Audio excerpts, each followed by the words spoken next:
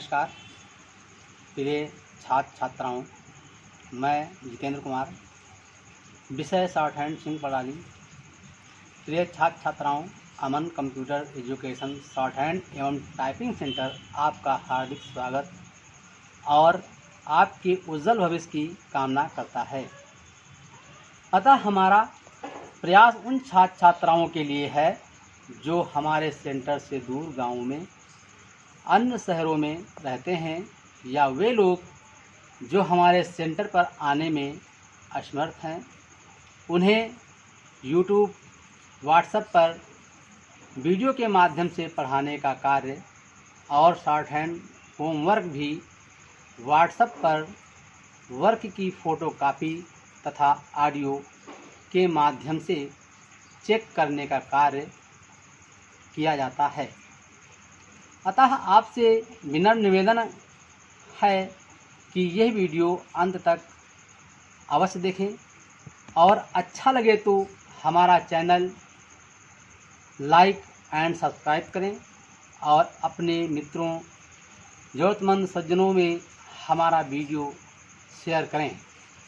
हाँ, तो प्रिय छात्र छात्रों, हमने इसके पहले वीडियो में पढ़ाया था स्वर। तो स्वर 3 प्रकार के होते हैं, प्रथम, द्वितीय और तृतीय। तो प्रथम स्थान का स्वर हमने आपको समझाया था, पढ़ाया था, वो आप लोगों ने पढ़ा होगा।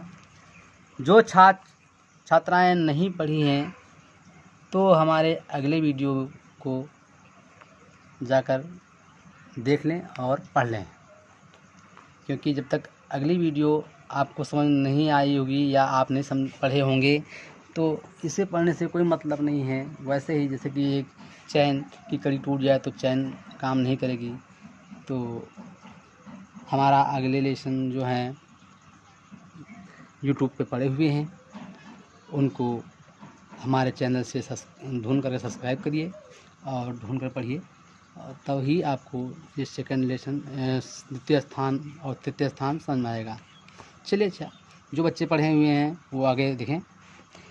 द्वितीय स्थान का स्वर जो है ए, आए, ओ होता है। तो ए, आए के लिए डॉट का प्रयोग किया जाता है, ओ के लिए डैश। तो मैंने आगे बताया था अगले वीडियो में कि ए, आए भी डॉट से हैं, देखिए, और छोटा वाला भी डॉट से है। लेकिन अंतर क्या है? ये प्रथम स्थान में लगते हैं, ये द्वितीय स्थान लगेंगे। यही अंतर हमको बताएंगे कि ये ए, आए है और ये छोटा आ, बड़ा आ है, और ओ डैश से, और यहाँ पर आवो डैश से कहा था। लेकिन इसमें डिफिनेशन ये थी, ये फर्स्ट प्लेस पे था और ये सेकंड प्लेस पे है। तो इसकी कुछ परिभाषाएं हैं जो हमने बनाई है, आप देखें। तो ए, आए तथा ओ का उच्चारण, क्योंकि ए, आए हमारा डॉट से ही होगा। ए, आए कैसे समझेंगे हम बताएंगे भी। तो शब्द के प्रथम रेखाक्षर में एक आए तथा ओ का उच्चारण होने पर, उच्चारण होने का मतलब समझते हैं कि आवाज़ निकलने पर, शब्द को नियमतः लाइन पर लिखकर स्वर उच्चारण के अनुसार, स्वर उच्चारण मतलब आगे हो रहा है कि पीछे हो रहा है, उच्चारण के अनुसार स्वर आगे की ओर या स्वर पीछे की ओर रेखाक्षर में लगाते हैं। क्योंकि जो हमारे शब्द लिखे जा रहे हैं वो रेखाक्षरों से लिखे जा रहे हैं।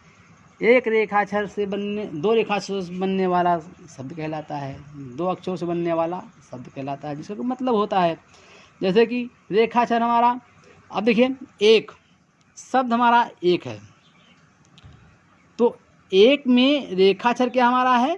का। तो परिभाषा में कहा गया है कि शब्द के प्रथम रेखाक्षर में ए, आई, ओ का उच्चारण होने पर शब्द को नियमतः लाइन पर लिखकर, तो लाइन पर लिखकर, और ये पहले बता दिया गया है कि द्वितीय स्थान की मात्रा है, ये कहा गया है आगे की ओर या पीछे की ओर उच्चारण होने पर रेखाक्षर में लगाते हैं। तो मुँह से बोलो भैया एक, तो मुंह से निकलता है पहले ए, फिर निकलता है का, एक। इसका मतलब एक का उच्चारण कहाँ हुआ? आगे की ओर। तो हमने मात्रा सेकंड प्लेस पे लगा दिया, आगे की ओर का बना दिया, ए का एक। अब के, तो का बनाया, तो के में शब्द के प्रथम अक्षर में के, ए के उच्चारण ए का उच्चारण हो रहा है। जैसे पता चलता है कि ए का उच्चारण हो रहा है, इससे पता चल जाता है कि शब्द हमारा लाइन पर लिखा जाएगा। और मात्रा आगे कैसे, मुंह से बोलो के, तो पहले का निकला फिर ए, तो मात्रा कहाँ जाएगी, का के पीछे, तो पीछे लग गया। इसी प्रकार आय लिखना है, तो आय में बा हमारा आया लाइन पर, और मात्रा बा से आगे की ओर उच्चारण हो रहा है, ऐप, तो हमने लगा दिया ऐ बा ऐप। अब बे क्या कहा गया, तो बा पहले आया, ए बाद में आया, तो वे हो गया। तो बे जब हुआ तो बा लिखा मैंने लाइन पर, रेखाछर लाइन बनाया, और मात्रा कहाँ लगा दी, पीछे की ओर, क्योंकि इसमें पीछे की उच्चारण हो रहा है। इसी प्रकार दे, तो दा में पहले दा निकलता है फिर ए निकलता है, इससे पता चलता है दे में शब्द के प्रथम अक्षर में ए आय का उच्चारण होता है, शब्द को लाइन लिख दिया, और मात्रा उच्चारण आगे पीछे, पीछे है तो पीछे लगा दिया। इसी प्रकार आयस, तो सा लगाया मैंने, सा को लाइन लिखा, आय का उच्चारण हुआ है तो हमने आय का मात्रा लगा दिया।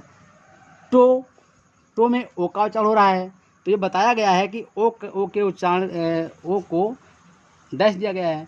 तो अब टो शब्द के प्रथम लिखा था हमने, ओ का उच्चारण हुआ है तो शब्द को लाइन पे लिखा, टा को लाइन लिखा, मात्रा पीछे है, मुँह से बोलो टो, तो टा के बाद आया ओ, तो हमने ओ को कहाँ लगाया, पीछे लगाया। इसी प्रकार ओट, अब ओट जब बोलेंगे तो मुंह से ओ पहले आया, टा बाद में आया, तो टा को हमने लाइन लिखा और ओ लगा दिया आगे, क्योंकि ओ का उच्चारण टा से आगे की ओर हो रहा है। तो मुझे लगता है आप लोग समझ गए होंगे कि ए आए ओ का उच्चारण कैसे होता है, क्या लगता है। अच्छा, ये अभी एक मैंने कहा था कि ए आए के लिए दोनों के लिए डॉट का प्रयोग है, तो ये आपका शाब्दिक अर्थ बताएगा कि ए के लिए प्रयोग हुआ है कि आय के लिए हुआ है। जो सही उच्चारण हो रहा हो आपके वाक्य के अनुसार उसे समझ लेते हैं। ये आगे समझ जाएंगे, जब अभी आप वाक्य लिखेंगे तब पता चल जाएगा, या शब्द और लिखेंगे कि सही शब्द क्या है तब पता चलता है। वाक्य में तो पता चल जाता है कि वाकई में ये ओ, ये ए आए कब प्रयोग हुआ है, क्यों प्रयोग हुआ है, कहाँ प्रयोग हुआ है। तो जो सही अर्थ सटीक बैठे उसका उच्चारण हम कर लेते हैं। चलिए, तृतीय स्थान का स्वर। अब तृतीय स्थान का स्वर के लिए छोटी ई, बड़ी ई, छोटा ऊ, बड़ा ऊ। तो छोटी ई, बड़ी ई के लिए डॉट का प्रयोग किया गया है, छोटा ऊ, बड़ा ऊ के लिए डैश का प्रयोग किया गया है। तो फिर वही कन्फ्यूजन कि छोटा ऊ बड़ा ऊ के लिए दोनों के लिए वही है, छोटे के लिए है। तो वही बात कहेंगे कि शाब्दिक अर्थ से उच्चारण करेंगे तो जो सही बैठेगा, तो छोटा ऊ बड़ा ऊ का उच्चारण समझ लेंगे। कैसे, छोटी ई, बड़ी तथा छोटा ऊ, बड़ा ऊ का उच्चारण शब्द के प्रथम रेखाक्षर में छोटी ई, बड़ी ई तथा छोटा ऊ, बड़ा ऊ का उच्चारण होने पर, चारों का उच्चारण होने पर शब्द को नियमतः लाइन से काटकर दूसरे रेखाक्षर के तृतीय स्थान पर स्वर आगे की ओर लगाते हैं। इसमें निश्चित है कि आगे की ओर लगता है, वो भी दूसरे रेखाक्षर में। प्रथम में अगर छोटी बड़ी का उच्चारण होता है तो दूसरे में लगता है, या सिंगल हो तो आगे है तो आगे, पीछे पीछे, वो अभी समझाते हैं कैसे। जैसे तीन हो या तीन हो, दोनों में शब्द में हमारा रेखाक्षर क्या आया, ता और ना आया। तो रेखाक्षर ता और ना हमने ऐसे लिखा कि इसको लाइन से काट दिया, मतलब लाइन से कट करके हमने बनाया तीन। देखिए मैं फिर से बना के दिखा रहा हूँ। जैसे ये तीन है, लाइन से काटा तो ता में हमारा स्वर आया तीन, तो शब्द के प्रथम रेखाक्षर में क्या उच्चारण हुआ, ती, ई, तीन ई का उच्चारण हुआ। तो शब्द को लाइन से काटा, और दूसरा रेखाक्षर ता के लिए क्या है, ना। ना के तृतीय स्थान पे मात्रा, तृतीय स्थान क्या है, लास्ट में, तो आगे की ओर मात्रा हम लगाते हैं ई के लिए, क्योंकि मैंने बताया यहाँ पर, देखिए यहाँ देखो कि छोटी ई, बड़ी ई के लिए डॉट का प्रयोग किया रहा है। तो तीन, अब इसे तीन कहो या तीन कहो, कहीं गिनती काउंट करनी हो तीन कहो, और कहीं तीन का मामला हो तो तीन कहो, ये आप समझ जाएंगे आगे। जैसे कि अब देखिए बीन, बीन में वही भी बात है कि बा और ना आया है, तो शब्द के प्रथम रेखाक्षर में बड़ी ई का उच्चारण हुआ है, तो शब्द को हम लाइन से काटते हैं। अब लाइन से काटेंगे, बा को काटेंगे, क्योंकि हमेशा अधो ऊर्ध्व को ही काट सकते हैं ना, और अग्रगामी तो काट नहीं सकते हैं। तो दूसरे रेखाक्षर के क्या हुआ, ना में तृतीय स्थान में मात्रा आगे की ओर लगाया है, जो हमने यहाँ पर लिखा देखो है, तो ये बीन हो गया। अब मूश है, तो अब शब्द में माँ और शाह है, तो माँ को तो काट नहीं सकते, सा हमारा ये है, माँ हमारा ये है, तो इसको ऐसे लिखेंगे कि लाइन से कटे, माँ को थोड़ा ऊपर लाइन के लिखा और सा को हमने लाइन लिखा, लाइन काट के, तो ये सा लाइन कट गया, माँ ऊपर चला गया। तो अब माँ के लिए दूसरा रेखाक्षर सा है, डिफिनीशन तो वही है, शब्द के प्रथम रेखाक्षर में छोटा और बड़ा का उच्चारण होने पर शब्द को लाइन से काट कर दूसरे रेखाक्षर के तृतीय स्थान में मात्रा आगे की ओर। तो ये आगे पीछे समझाया था, तो वहीं से आपको समझ आएगा जो हमने आगे समझाया है अगले लेसन में कि कैसे आप करेंगे। तो ये आपका मूश हो गया। अब पूज है, तो पूज को भी देखिए, पूज में पा को काटेंगे, जा को लेंगे, तो पा को काट के जा में दूसरे रेखाक्षर के जा हो गया, तीसरे स्थान पे मात्रा आगे को लगा दिया, क्योंकि हमने आगे पीछे पढ़ाया है कि अधोगामी में बाईं ओर आगे, दाईं ओर पीछे। तो वो जब पहला लेसन आपने पढ़ा होगा तभी समझ पाएंगे आगे और पीछे क्या है। इसलिए मेरा रिक्वेस्ट है कि जो छात्र छात्राएँ अगर नहीं पढ़े हैं तो पहले उसको पढ़ करके ही पढ़ें, नहीं तो यही होगा कि ये तो बकवास है, समझ नहीं आ रहा है, क्या है, कठिन है। तो मैंने कहा चैन सिस्टम वही है, क्योंकि अभी तुम मेरे सामने तो हो नहीं, जितना मैं यूट्यूब पे समझा पा रहा हूँ आप समझ रहे हैं तो अच्छी बात, नहीं समझ पा रहे हैं तो ये सब बहुत बेकार चीज़ हो जाएगी। तो समझने की कोशिश करें, वीडियो को बार बार समझें, बार बार देखें, और किताब में जो लिखा है उसको पढ़ने का प्रयास करें। जैसे हमने पढ़ाने का कोशिश किया है वैसे अगर प्रयास करेंगे तो आपको समझ आएगी, क्योंकि कभी कभी होता है कि एक बार शुरुआत में जब नई नई बात होती है तो समझ में नहीं आती है, तो उसमें हम रिपीट करते हैं, बार बार सुनते हैं या बार बार किताब पढ़ने की कोशिश करते हैं। जो हमने इसमें लिख कर दिया है वो आप रोक रोक करके लिख सकते हैं, या व्हाट्सएप से जुड़ेंगे तो मैं इसकी फ़ोटो कापी भेज दूंगा, जो आप अस्थायी रूप से लिख करके अपने नोट्स बना सकते हैं।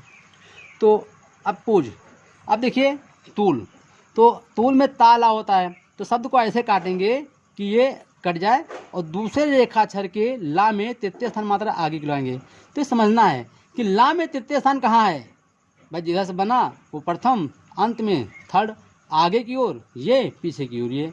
तो नियम यही तो है कि शब्द को लाइन से काटकर दूसरे रेखाक्षर के तृतीय स्थान पर मात्रा आगे की ओर लगाते हैं, जो हमने ये डिफिनीशन में आपको समझा दिया है, लिख दिया है, बार बार आप पढ़ के याद कर लीजिए। तो तुल कहो या तूल कहो। अब जैसे कि ती है, अब ती हम लिख रहे हैं, तो ती में तो भाई सिंगल अक्षर है, तो अब इसमें उच्चारण कहाँ हो रहा है, पहले ता फिर बाद में ई, ती। तो शब्द के प्रथम अक्षर में छोटी ई बड़ी का उच्चारण हुआ है, तो शब्द को लाइन से तो काटेंगे। अब दूसरा अक्षर है ही नहीं तो उसके तृतीय स्थान कहाँ लाएंगे, तो कहीं नहीं, ता के बाद है तो ती लग गया। अगर ईत होता तो हम आगे लगा देते, क्योंकि ई पहले उच्चारण हुआ ईत, तो ती ईत। देखो यहाँ पर लिखा मैंने। अब देखो मून है, तो मून में तो कोई अधोगामी ऊर्ध्वगामी है नहीं, तो ये लाइन पर ही लिखा जाएगा माँ और ना। तो नियम के अनुसार दूसरे रेखाक्षर के तृतीय स्थान पर आगे की ओर हम डैश ऊ को लगा देंगे, ये मून हो गया। अगर मीन लिखा होता तो ये बिंदी लगा देते, तो ये मून है, ये मीन है। अब अगर एक ही अक्षर हो, वही अग्रगामी हो, जैसे हमको लिखना है नू, तो भाई नू लिखना है, तो अब ना को लाइन पे लिखें और ना के पीछे ऊ का उच्चारण थर्ड स्थान पे डैश लगा दे, नू हो जाएगा। ऊन लिखना है तो आगे की ओर लगाएंगे, यहाँ दिखाओ ऊन, तो ऊन लिखना है तो ये आगे की ओर, नू लिखना है तो पीछे की ओर, ऊक लिखना है तो आगे की ओर, पूना पीछे। तो ये लाइन पर ही होगा, क्योंकि इसमें अग्रगामी अधोगामी और ऊर्ध्वगामी है नहीं, तो ये थर्ड स्थान हो गया। तो हमने आपको सेकेंड प्लेस की मात्रा, थर्ड प्लेस की मात्रा पढ़ाया है। पहले वीडियो में हम प्रथम स्थान मात्रा पढ़ाए थे, बाकी सारे वीडियो हम पहले सब डाल चुके हैं।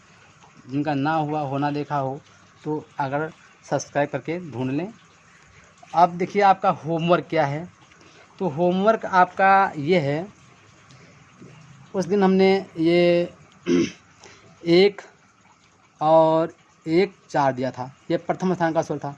अब जो ये हमारे 2 3 4 5, ये 2 3 5 जो ये शेष इसमें हैं कॉलम तो रो, तो वो हमारे सेकंड प्लेस और थर्ड प्लेस की वैल्यू के शब्द हैं। तो हम आपको कैसे करना है उस दिन बताए थे, आज बता दे रहे हैं। तो ये देखिए यहाँ पर तो एक्सरसाइज 9 में 2 3 और 4 और देखिए यहाँ पर यहाँ पर दिखाओ, ये 5 ये हमने करके दिखाया है, लेकिन हमने थोड़ा थोड़ा लिखा है क्योंकि आपको पहचानना है। तो इसे अब यहाँ पर क्या है, ए का 1 ए दे ने, तो हमने 1 लिख दिया है, आप खुद लिखिएगा, ठीक। तो अब तीसरा क्या है, अब देखो आगे की बिंदी लगा है, इश इज, आगे खुद लिखो यू। तो अब इसी प्रकार शो खो हो है। अब देखो आगे क्या है, ये अब चौथा हो गया। अब पांचवी है, देखो ऊज ऊन उस सब है, तो ये पांचवी आपको लिखना है। अब 10वीं लेसन जो है उसमें भी जो शेष आपके बचे हुए हैं जैसे 2 3 5, तो इनको एन एन आयब एल, तो ऐसे हमने लिखा एन एल, तो यहाँ तक कर दिया है। फिर थर्ड प्लेस ये क्या है, ये ईस ही बी हमने लिखा है, इस प्रकार सीक्वेंस लिखेंगे। फिर पांचवा, तो ये कहने का मतलब है कि आप शेष जो हैं नंबर के अक्षर शब्द वो लिख करके ऐसे करेंगे। फिर उनको मैं जब चेक करूँगा या व्हाट्सएप पे भेजेंगे या आप सेटिस्फाई होकर लिख लें, तो भाई प्रैक्टिस आप करके दिखा भी सकते हो या कैसे कर सकते हो। इसमें तो मेरा बार बार वही कहना रहता है कि आप मुझसे व्हाट्सएप पे जुड़ें। देखिए ये चीज़ जैसे कि ये आपका है 10 है, ये ऐसे करके जो दिखाएंगे तब प्रैक्टिस आपकी होगी जब मैं आपको चेक कर दूँगा। तो ये मेरा आज का द्वितीय तृतीय स्थान वाला हो गया है। अब एक्सरसाइज आपकी अग्रिम है 11, जो हम आपको कल बताएंगे कैसे करना है, थोड़ा बताएंगे। और आप व्हाट्सएप पे जुड़ें और पूरी जानकारी लें। ये मैं अगले वीडियो में भी कहा था, अभी भी कह रहा हूँ कि मैं आपको प्लेटफॉर्म दे रहा हूँ, पढ़ाने का तरीका दे रहा हूँ। मेरा तरीका अच्छा लग रहा हो, समझ रहे हो, तो जो शेष विद्या आपको नहीं मिल पा रही है कॉपी चेकिंग करने वाली, तो वो भी आप जोड़ने का कोशिश करें, तभी हमको भी खुशी मिलेगी कि जो स्टूडेंट हमारा है तो संपूर्ण शिक्षा पा रहा है। क्योंकि कॉपी कराने नकल कराने से काम नहीं चलेगा, यही तरीका है। हम तो आपको इसमें बताते भी कैसे लिखो। जो मेरे बच्चे यहाँ आते हैं तो मैं उनको केवल यही लिखवा देता हूँ, समझा देता हूँ, और ये भी नहीं उनको देता हूँ कि आप ऐसे करें। मैं उनसे ही बोल देता हूँ कि 1 और 4 कल करके लेके आना, तो करके लेके आते हैं, तो मैं करेक्ट करता हूँ। फिर दूसरे दिन वो प्रैक्टिस करके लाते हैं और अगला लेसन पढ़ा देता हूँ। ये प्रक्रिया चलती है। तो मैं आपके साथ वही सिस्टम जोड़ना चाहता हूँ कि आप मुझसे पढ़ें, व्हाट्सएप पे पढ़ें, यूट्यूब पे पढ़ें, फिर मुझे अपना होमवर्क व्हाट्सएप पर भेजें, चेक कराएं और सही 100% पढ़ाई करें। व्हाट्सएप पर जुड़ने के लिए कुछ न कुछ फॉर्मेलिटी आपको करनी पड़ेगी, वो आपको कांटेक्ट होने पर ही जानकारी मिलेगी। आप मेरे स्टूडेंट बने और पूरी पढ़ाई करें। धन्यवाद।